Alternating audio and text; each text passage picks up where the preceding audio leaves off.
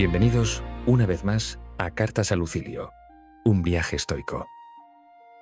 Hoy abrimos la carta 49, una de las reflexiones más hermosas y más urgentes que Séneca le dedica a su amigo Lucilio, la velocidad con la que se nos escapa el tiempo. Prepárense, porque esta carta duele un poco, en el buen sentido.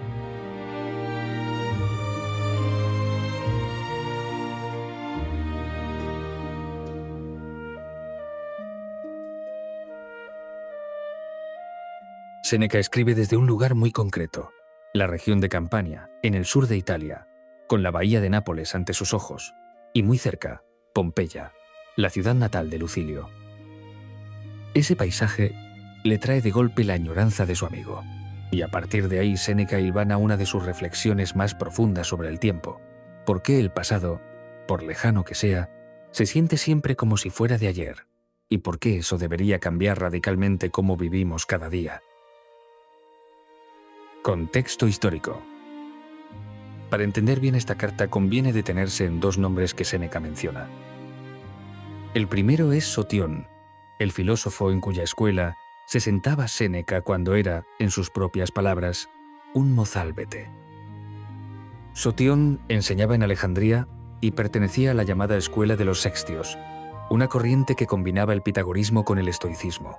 De él le vino a Séneca, entre otras cosas, su etapa de juventud como vegetariano.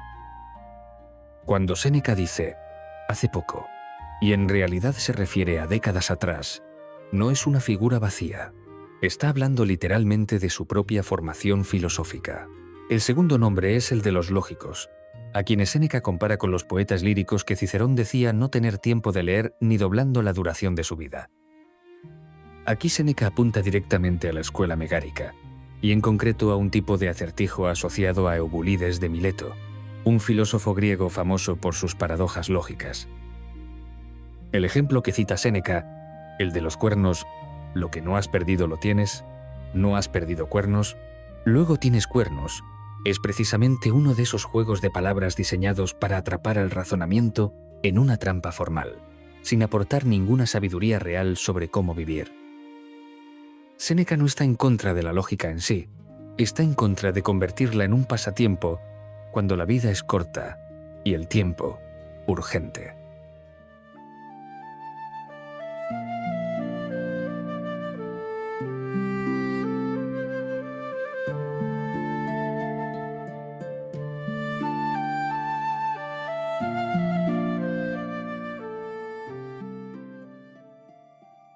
No me caben dudas, querido Lucilio, de que es un dejado y un perezoso el que se pone a recordar a un amigo porque algún paisaje se lo recuerda.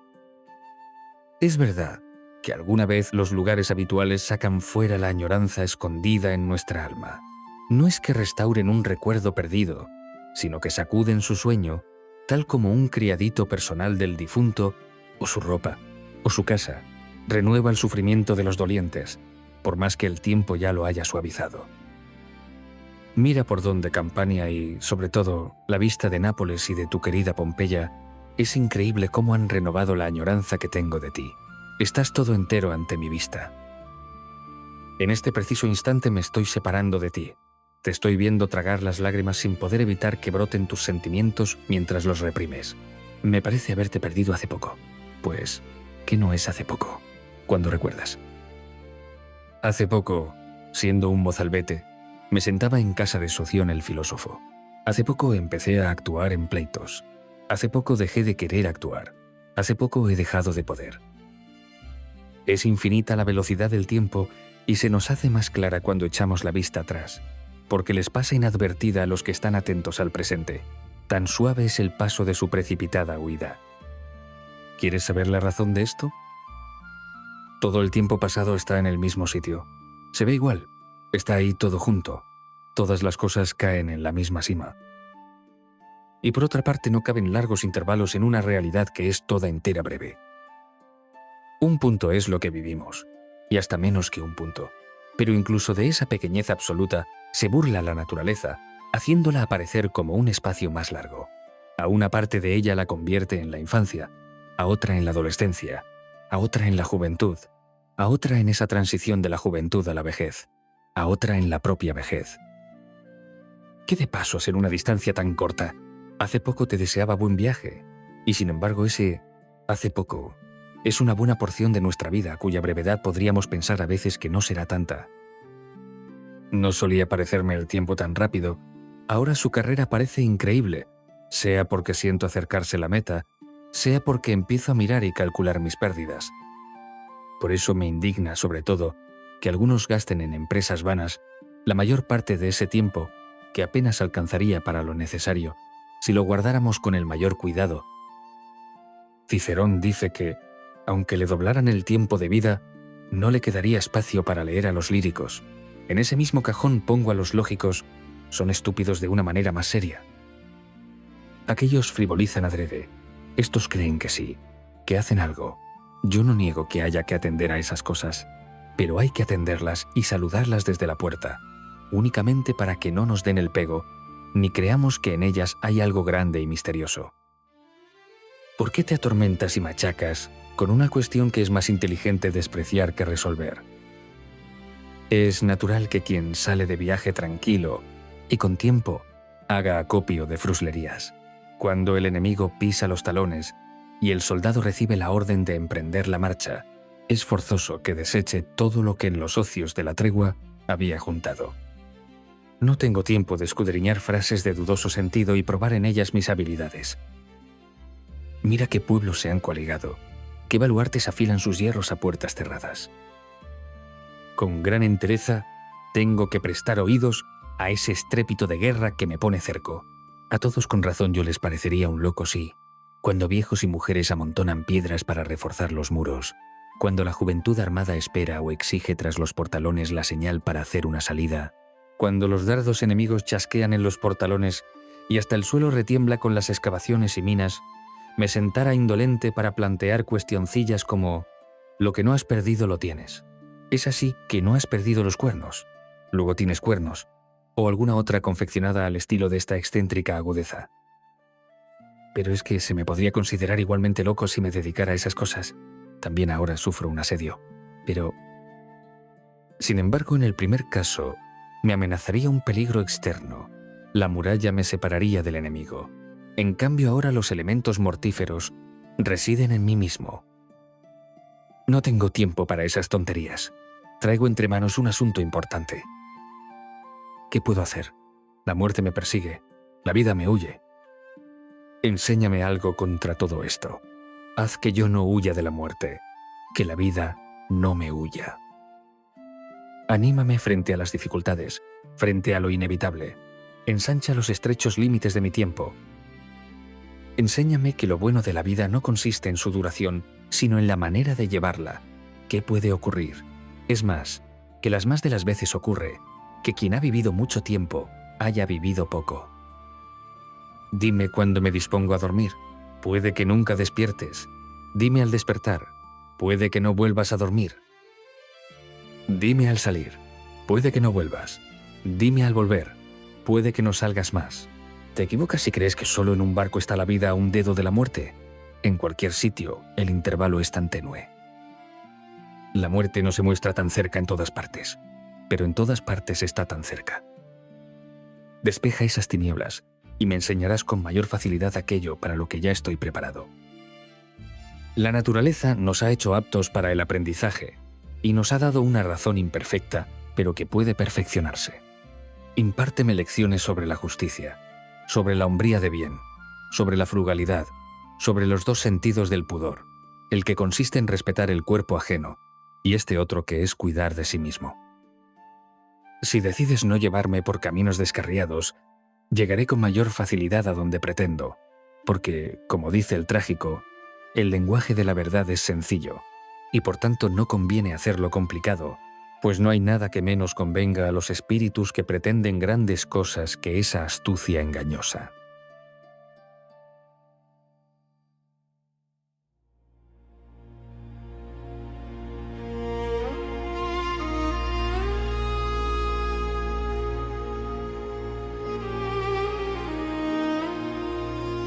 Ideas principales. La primera idea de la carta es casi una paradoja. Todo lo que recordamos se siente reciente, por muy lejano que esté en el calendario. Séneca explica esto con una imagen preciosa. El tiempo pasado no se despliega como una línea larga, sino que se amontona todo junto en un mismo lugar de la memoria, como si cayera en un mismo abismo. Por eso, hace poco sirve tanto para hace un mes como para hace 30 años. La segunda idea es sobre la brevedad real de la vida. Vivimos, dice Séneca, un punto, y ni siquiera eso. La naturaleza se burla de nosotros disfrazando ese punto minúsculo de recorrido largo, dividiéndolo en infancia, adolescencia, juventud, vejez, como si fueran etapas de un viaje extenso. Son solo capas puestas sobre algo que, en el fondo, dura muy poco. La tercera idea es la más práctica y quizás la más incómoda. Si el tiempo es tan escaso, ¿por qué perderlo en discusiones vanas? Aquí aparece la imagen central de la carta, la de la ciudad sitiada. Séneca se compara con un soldado dentro de una ciudad rodeada por el enemigo. No es momento de entretenerse con acertijos ni sutilezas, porque las flechas ya golpean las murallas. Pero da una vuelta de tuerca decisiva. En su caso, el asedio no viene de fuera, viene de dentro de sí mismo. El enemigo es la muerte, que no espera al otro lado de un muro, sino que habita ya en su propio cuerpo. La cuarta y última idea es el pedido final que Séneca le hace a Lucilio. Enséñame a no temer la muerte ni a huir de la vida. Enséñame que lo importante no es cuánto se vive, sino cómo se vive. Y hazlo con un lenguaje simple, porque, como dice citando a un poeta trágico, el lenguaje de la verdad es sencillo. La filosofía, para Séneca, no debe complicarse a sí misma, debe servir para vivir, no para lucirse.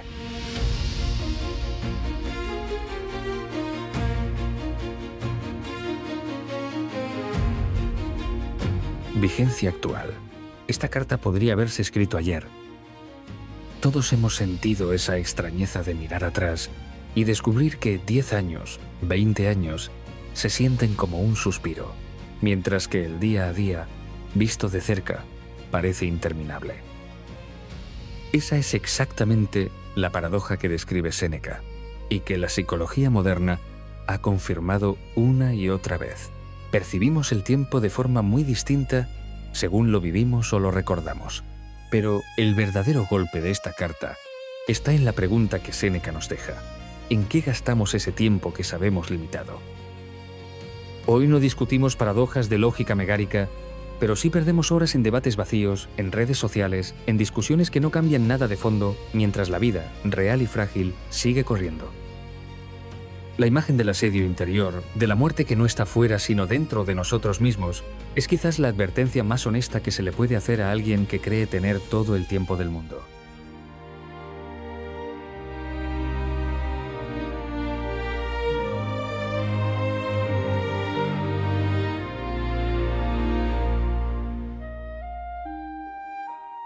Séneca no le pide a Lucilio consuelo ni distracción, le pide claridad, le pide que le enseñe a mirar la muerte de frente para poder así vivir de verdad. Y creo que esa es la pregunta que esta carta te deja también a ti. ¿Cuánto de tu tiempo, ese que sabes limitado, se te va en discusiones vacías, en ruido, en cosas que dentro de 30 años ni siquiera vas a recordar? Séneca no te está pidiendo que vivas con miedo a la muerte. Todo lo contrario, te pide que la mires de frente, sin rodeos, precisamente para dejar de perder el tiempo en lo que no importa. Es una carta breve, pero de las que se quedan resonando mucho después de terminarlas.